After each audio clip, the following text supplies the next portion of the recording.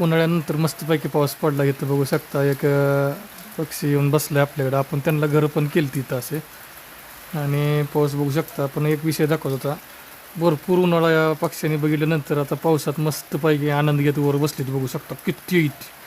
खालीसुद्धा आत बसू शकत होते, पण सर्वजण पावसात भिजायचा आनंद घेत आहेत असं तर मला वाटतंय. बघू शकता अजून लय आहेत. लय म्हणजे अजून झूम केलं इकडं होती कुठे गेली काय कळलं नाही एवढ्यात. मी सहज बघितलं, म्हणलं व्हिडिओ तरी करावं.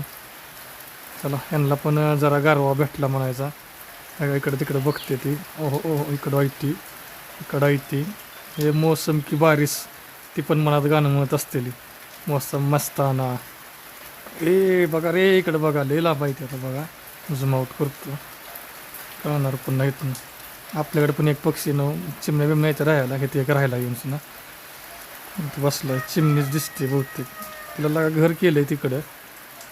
असं द्या, पाणीच पाणी झाले बरोबर. काय पण म्हणा, आपल्याकडचं लोकेशन कोकणसारखंच झालं.